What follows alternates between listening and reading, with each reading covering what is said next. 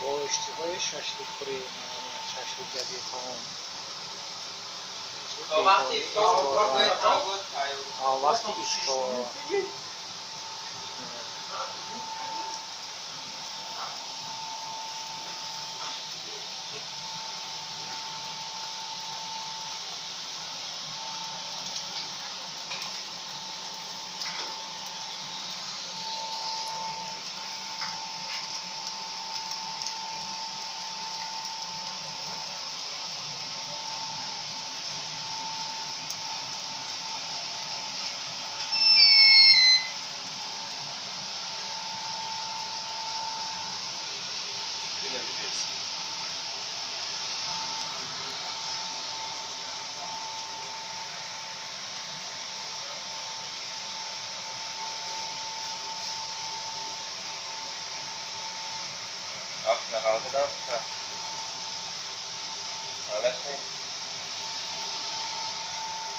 نشد با خاموش با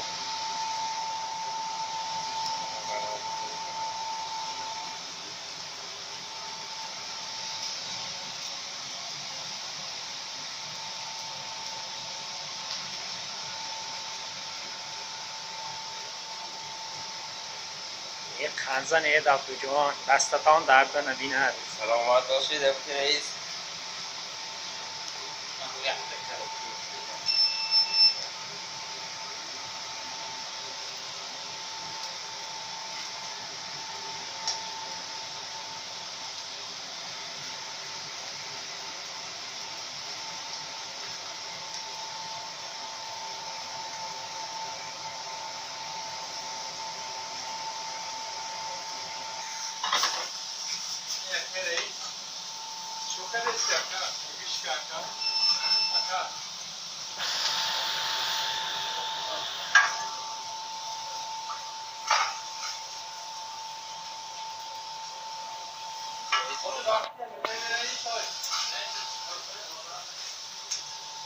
Jag gjorde allt samma.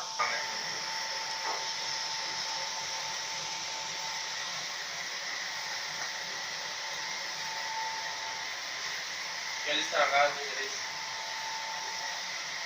هر بمسك